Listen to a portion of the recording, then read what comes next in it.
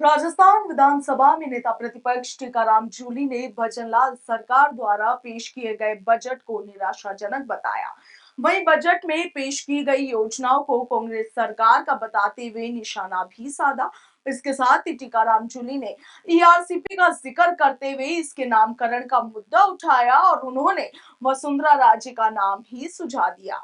जबकि नेता प्रतिपक्ष टीकाराम जूली ने किरोड़ी लाल मीणा के इस्तीफे पर भी सवाल उठाया। उन्होंने कहा कि आखिर राज्य सरकार उनका इस्तीफा मंजूर क्यों नहीं कर रही है। टीकाराम जूली ने बीजेपी के मंत्रियों को आगाह रहने के लिए भी कहा। उन्होंने कहा कि किरोड़ी लाल मीणा ने मंत्री पद से इस्तीफा तो दे दिया है, मगर इस्तीफा मंजूर क्यों नहीं हुआ। इसके साथ ही उन्होंने कहा कि राहुल गांधी ने पिछली सरकार में 4 कैबिनेट मंत्री दलित समुदाय से बनाए थे, 3 महिला मंत्री बनाई गई थी। वर्तमान में केवल 2 ही महिला मंत्री है, जबकि 50% हिस्सेदारी की बात बीजेपी करती है। उन्होंने कहा कि यादव समाज को सरकार में शामिल नहीं किया गया, गुर्जर समाज से केवल 1 मंत्री बनाया गया। जूली ने कहा कि जल्द ही दिल्ली से पर्ची आने वाली है, कई मंत्रियों की छुट्टी होने वाली है।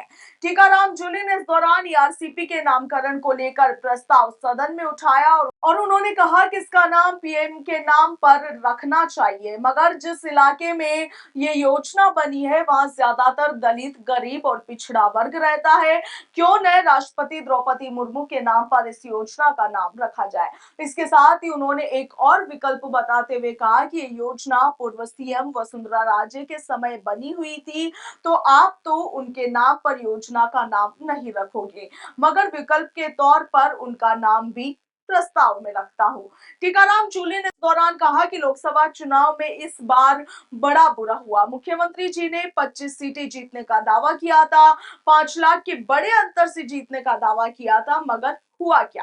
सारे दावे फेल हो गए। उन्होंने इस दौरान कहा कि 5 सीटों के उपचुनाव भी आ रहे हैं, जनता तैयार बैठी है, सरकार बिजली और पानी पर फेल हुई है, 7 महीने बाद भी प्रदेश में बिजली नहीं आ रही है, दूध का बोनस नहीं मिल पा रहा है, गौशाला का अनुदान भी नहीं आ रहा और इसके साथ ही छात्रवृत्ति भी नहीं आ रही और आपके मंत्री बहुत बड़ा जवाब दे रहे थे। उन्होंने कहा कि आपके समय में 3-3 महीनों में पेंशन आई थी, आपने 3 का 6 महीने कर दिया। पहले पेंशन अपने 6 महीने बाद राजस्थान की जनता को दी है।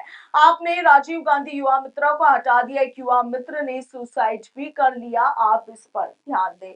वहीं टीकाराम जूली ने कहा कि अभी तक युवाओं को बेरोजगारी भत्ता भी नहीं मिल रहा है। उन्होंने कहा कि राजस्थान के अधिकार दिल्ली के अंदर गिरवी रख दिए गए हैं और मैं इसकी निंदा करता हूं।